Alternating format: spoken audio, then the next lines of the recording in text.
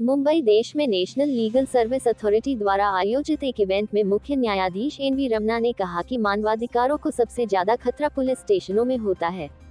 भारत में police custody में हत्या, टॉर्चर, नकली एनकाउंटर, महिलाओं के साथ यौन शोषण और बलात्कार के ना जाने कितने ऐसे उदाहरण हैं जिनके आरोप पुलिस और दूसरे लॉ एनफोर्समेंट एजेंसी पर लगते रहते हैं। लेकिन जब देश में कानून के सबसे बड़े पहरेदार सुप्रीम कोर्ट के मुख्य न्यायाधीश तक पुलिस स्टेशनों को मानवाधिकार के लिए खतरा बताएं तो स्थिति गंभीर है। इस मौजूदा स्थिति को सुधारने का सबसे अच्छा तरीका है लोगों को उनके अधिकारों के साथ साथ पुलिसकर्मियों को कोड ऑफ कंडक्ट से परिचित कराना। कानून के रखवालों के लिए संयुक्त राष्ट्र संघ ने कोड ऑफ कंडक्ट बना रखे हैं। यूएन के मुताबिक पुलिस को निम्न 10 बातों का ख्याल रखना चाहिए। पुलिसकर्मी किसी को टॉर्चर नहीं करेंगे, युद्ध या इमरजेंसी का हवाला देकर भी नहीं। खासतौर पर महिला, बच्चे, बुजुर्ग, शरणार्थी और अल्पसंख्यकों का ख्याल रखेंगे। सभी पीड़ितों के खिलाफ करुणा और सम्मान की भावना रखी जाए और उनकी सुरक्षा और निजता का ख्याल रखा जाए। किसी भी तरह की हिंसा पीड़ित महिला को स्पेशल केयर दी जाए और उससे इस तरह पूछताछ की जाए कि उसको अपमान न लगे। पुलिस फोर्स का इस्तेमाल बहुत जरूरी होने पर किया जाना चाहिए और अगर इस्तेमाल की जरूरत हो भी तो वो कम से कम हो। इस अधिकार के मुताबिक जहां तक हो सके पुलिस को अहिंसक होना चाहिए। अगर पुलिस से कोई घायल हो तो उसे तुरंत मेडिकल सहायता मिले, उसके परिवार वालों को तुरंत सूचित किया जाए।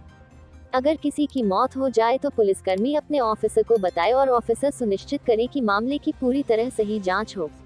जहां गैरकानूनी या अहिंसक भीड़ इकट्ठा हो वहां पुलिस फोर्स के इस्तेमाल से बचा जाए। अगर हिंसक सभा में पुलिस का इस्तेमाल हो तो वो भी कम से कम हो। किसी भी तरह के हथियार का इस्तेमाल शांतिपूर्ण चल रही रैली में नहीं करना चाहिए। किसी हिंसक विरोध प्रदर्शन में भी पुलिस हथियार का इस्तेमाल तभी कर सकती है जब बाकी और तरीके असफल रहें। गोलीबारी करना या पुलिस के द्वारा घातक कार्रवाई तभी करनी चाहिए जब खुद पुलिस की जान या दूसरों की जिंदगी को खतरा हो। पुलिस अपने सेल्फ डिफेंस में गोली चला सकती है या किसी साथी की जान जोखिम में हो तो गोली चला सकती है। अगर पुलिस ने किसी पर गोली चलाई है तो उसके बारे में तुरंत रिपोर्ट की जानी चाहिए और उसकी जांच होनी चाहिए। बिना किसी कानूनी आधार के किसी को गिरफ्तार नहीं किया जा सकता और जब गिरफ्तारी हो तो वो कानून के नियमों के मुताबिक हो। किसी को भी गिरफ्तारी के वक्त उसकी वजह बताना जरूरी है। गिरफ्तारी के बाद व्यक्ति को कौन सी जेल ले जाया गया, किस ऑफिसर ने गिरफ्तार किया, इसकी रिकॉर्डिंग होनी चाहिए और ये रिकॉर्डिंग गिरफ्तार व्यक्ति के वकील को दी जानी चाहिए। गिरफ्तारी के वक्त पुलिस ऑफिसर को अपनी पहचान बताना जरूरी है। अगर किसी कानूनी वजह से शरणार्थी को हिरासत में लिया जाता है तो उसकी न्यायिक समीक्षा होनी चाहिए और इसके बारे में United high commissioner for refugee को सूचित किया जाना चाहिए। किसी भी गिरफ्तार व्यक्ति को अपने परिवार वालों को सूचित करने का, कानूनी मदद लेने का और जरूरत होने पर किसी तरह की मेडिकल सहायता लेने का हक है। अगर किसी आर्थिक तंगी या उस वक्त पैसे ना होने की वजह से हिरासत में लिया गया व्यक्ति अपने परिवार को सूचित नहीं कर सकता तो ये काम पुलिस को करना चाहिए। आरोपी को अपने वकील से मिलने और अपना पक्ष रखे जाने का हक है और ऐसा करते वक्त वो पुलिस की नजर में हो सकता है लेकिन पुलिस को उसकी बातें सुनने का अधिकार नहीं। हिरासत में लिए व्यक्ति के साथ मानवीय व्यवहार होना चाहिए। पुलिस को टॉर्चर, दुर्व्यवहार नहीं करना चाहिए। पुलिस को भड़कावे या बहकावे में नहीं आना चाहिए। पुलिस कस्टडी में किसी महिला के साथ बलात्कार या यौन शोषण करना जुर्म है। बच्चों को भी बहुत जरूरी होने पर हिरासत में लेना चाहिए और तुरंत उनके परिवार को सूचित किया जाना चाहिए। नाबालिग बच्चों को बड़ों से अलग रखा जाना चाहिए और उनको पुलिस या किसी दूसरे हिरासत में लेने वाले कर्मी द्वारा यौन शोषण या शारीरिक मानसिक शोषण से बचाना चाहिए।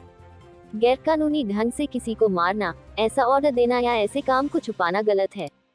पुलिस सेल्फ डिफेंस के नाम पर किसी को मार नहीं सकती। पुलिस को अगर किसी सीनियर द्वारा किसी के खिलाफ गोली चलाने का ऑर्डर मिले तो उनको इसको नहीं मानना चाहिए। इसके अलावा किसी भी एनकाउंटर की जांच होनी चाहिए। ऊपर बताए 9 कानूनों का कहीं उल्लंघन होता है तो अपने सीनियर ऑफिसर या सरकारी वकील को बताएं और कानून के अंतर्गत इन नियमों के उल्लंघन की पूरी जांच होनी चाहिए। अगर किसी पुलिस ऑफिसर ने ऊपर बताए नियमों का पालन नहीं किया तो उसके खिलाफ जांच होनी चाहिए।